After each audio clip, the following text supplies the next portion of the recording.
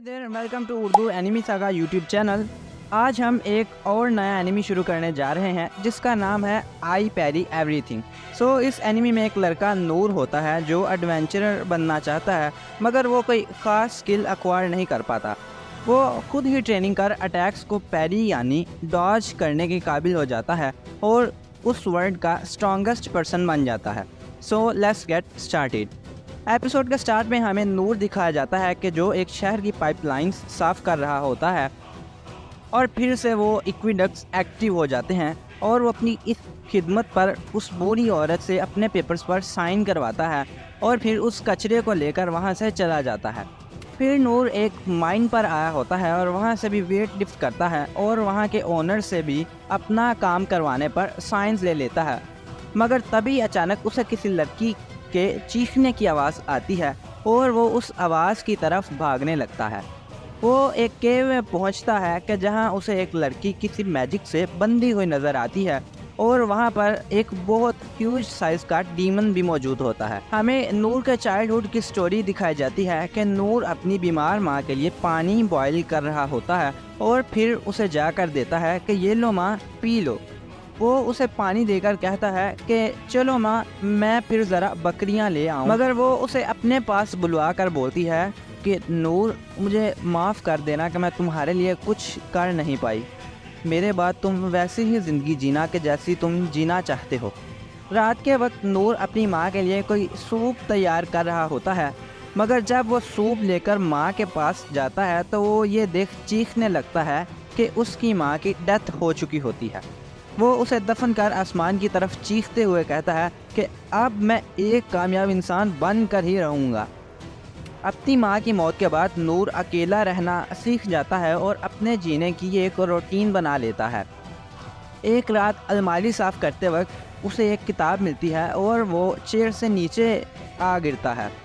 उसे याद आता है कि उसके छोटे होते हुए उसका फादर उसे कुछ स्टोरीज़ सुनाया करता था। वो उसे बताता है कि वो लोग जो ख़तरों से अपनी जान छुड़वाते हैं और उनका डट कर सामना करते हैं उन्हें एडवेंचरर्स कहा जाता है। और वो कहता है कि अब तो मैं एडवेंचरर बन कर ही दम लूँगा और अपनी हिल छोड़ वहाँ से चला जाता है। और वहीं उसके घर के करीब ही एक बड़ा सा शहर मौजूद होता है और नूर उन गेट कीपर से जाकर एडवेंचरर बनने का पूछता है कि जो उसे एक शॉप का एड्रेस बताते हैं और वो उसकी तरफ चल देता है।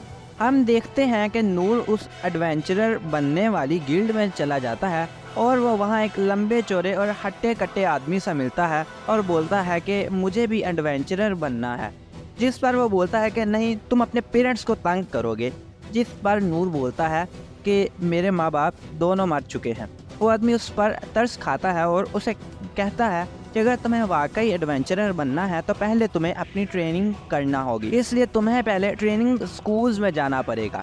नूर एक स्वॉर्डमैन के पास जाता है और बोलता है कि अब तो मैं यहाँ से एक अच्छा एडवेंचरर बनकर ही निकलूँगा। वहाँ बाकी लोगों को ट्रेनिंग के वक्त अपनी अपनी पावर्स मिल जाती हैं, जिन्हें देख वो और भी मोटिवेट होता है और फिर से ट्रेनिंग शुरू कर देता है। एक दिन वो स्वॉर्डमैन नूर को पास बुलवा कर कहता है कि तुम स्वॉर्ड्समैन नहीं बन सकते, तुम सिर्फ दूसरों के अटैक्स को इवेड कर सकते हो, इसीलिए ये तुम्हारे लिए नहीं है। हाँ, शायद तुम्हें तुम्हारी पावर किसी और फील्ड में मिल जाए तो तुम ट्राई कर सकते हो। नूर फिर एक वॉरियर बनने के लिए जाता है और कहता है कि क्लोज फाइट और भी अच्छी होती है, इसमें आप अपनी जान दांव पर लगाकर अपने साथियों की जान बचाते हैं।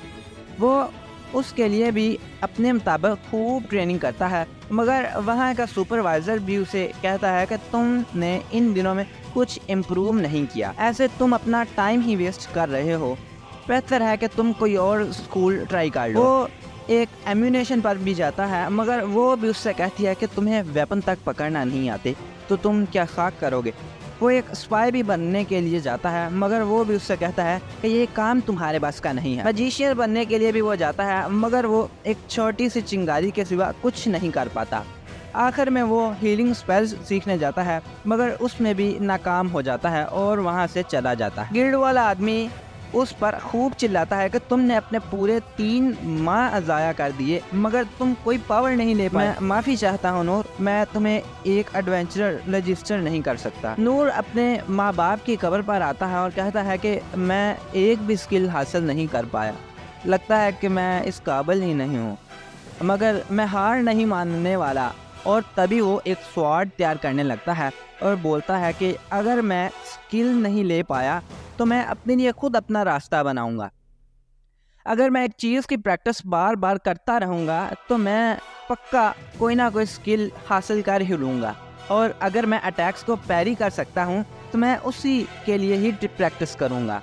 हमें 4-5 साल बाद दिखाया जाता है कि नूर ने अपनी प्रैक्टिस कुछ ज़्यादा ही की होती है और अब वो 100 स्वॉर्ड्स को एक स्लैश में पैरी कर पाता है और इतना स्ट्रॉन्ग होता है कि वो वुडन स्वॉर्ड भी उसके हाथ में सलामत नहीं बचती। उसके बाद हमें 14 साल बाद का वक्त दिखाया जाता है कि जहां हर रोज़ ट्रेनिंग कर नूर इतना अच्छा हो चुका होता है कि वो स्वॉर्ड की एक स्लैश से 1000 स्वॉर्ड्स को पैरी कर पाता है। वो अपने माँ बाप की कब्र पर आता है और कहता है कि एक आखिरी दफ़ा मैं ट्राई देना चाहूँगा और फिर से उसी एडवेंचरर बनने की गिल्ड पर पहुंच जाता है जहां वो रिसेप्शनिस्ट को अपनी पावर्स पैरी करना, लो हीलिंग और पत्थर फेंकना बताता है। वो लड़की उसे ट्रेनिंग स्कूल में जाने को कहती है मगर नूर उसे फ़ौरन जवाब देता है कि मैं इन सब में प्रैक्टिस कर चुका हूँ। वो लड़की उससे माफ़ी मांगने लगती है कि मैं आपको लाइसेंस नहीं दे सकती। इस पर नूर कहता है कि माफ़ी मांगने की ज़रूरत नहीं है और उतने में वहाँ वो शख्स आ जाता है जिससे बचपन में नूर मिला था।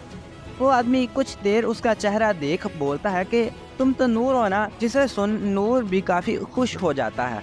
नूर उस आदमी को सारी बात बताता है कि वो 14 साल तक उन्हीं स्किल्स की प्रैक्टिस करता आया है और हर दिन उसने उनकी ट्रेनिंग की है।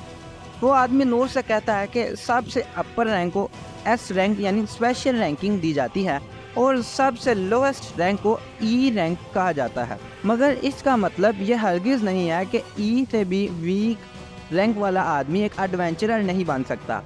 नूर की इतनी एक्साइटमेंट देख वो बोलता है कि ई रैंक से नीचे भी एक रैंक मौजूद है जिसे एफ रैंकिंग कहा जाता है। इसमें तुम ना किसी मॉन्स्टर को मार सकते हो और ना ही किसी क्वेस्ट पर जा सकते हो, तुम बस शहर वालों की मदद कर सकते हो और जब तक तुम एफ रैंक एग्रीमेंट पर कुछ साइंस ना ले लो तब तक मैं तुम्हें रजिस्टर नहीं कर सकता। जिसे सुनते ही नूर कहता है कि मुझे कबूल है, मैं ये सब करने को राजी हूँ। वो आदमी उसे एफ रैंक का लाइसेंस देता है जिसे देखते ही नूर खुशी से पागल हो जाता है और फिर इसी मकसद की खातिर नूर मुख्तलिफ लोगों के छोटे मोटे काम कर उनसे उस एग्रीमेंट पर साइंस करवाता चला जाता है और इस सब पर वो खुशी भी फील करता है।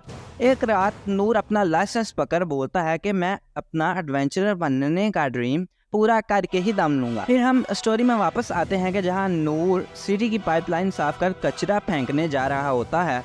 नूर और जगह पर कुछ काम कर रहा होता है ताकि वो अपने एग्रीमेंट पर साइंस करवा सके, मगर तभी उसे दूर से किसी लड़की के चिल्लाने की आवाज़ आती है और वो उसी आवाज़ की तरफ भागने लगता है कि शायद किसी को मदद की ज़रूरत है। वो एक केव में पहुंचता है कि जहां एक लड़की एक मैजिक में बंदी होती है और मदद मांग रही होती है, मगर तभी उसकी नज़र उस बड़े से गाय की तरह दिखने वाले मॉन्स्टर पर पड़ती है जिससे बहुत से सिपाही उस लड़की को डिफेंड कर रहे होते हैं। वो उस पर अटैक ही करता है कि उनमें से एक सोल्जर उस प्रिंसेस को धक्का देकर बचा लेता है, मगर खुद नहीं बच पाता और एक दीवार में जा लगता है। नूर आगे बढ़कर देखता है तो वो आदमी दम तोड़ चुका होता है।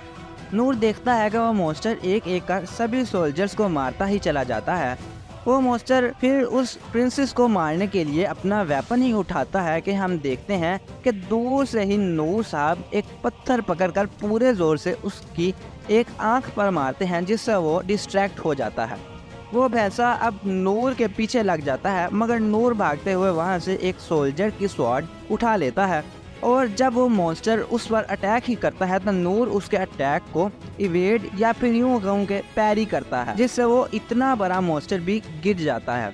वो मॉन्स्टर फिर से खड़ा होकर नूर पर अटैक करने के लिए अपनी फुल फोर्स उगाता है, मगर नूर अब की बार के बाद के हर अटैक को पैरी कर पा रहा होता है।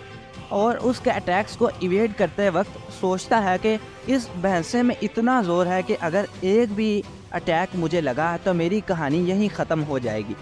मगर तभी उस मॉन्स्टर की नज़र उस प्रिंसेस पर पड़ती है और वह फिर से भड़क जाता है और उसे मारने के लिए भागने लगता है, जिसे देख नूर और उस प्रिंसेस दोनों की हवा टाइट हो जाती है। वो मॉन्स्टर उस प्रिंसेस को बस मारने ही वाला होता है कि उन दोनों के दरमियान नूर की एंट्री होती है, जो ये बोलता है कि अगर मैं अपने सामने किसी लड़की को भी किसी खतरे से ना बचा पाऊँ तो मेरी ट्रेनिंग का आखिर क्या ही फ़ायदा है।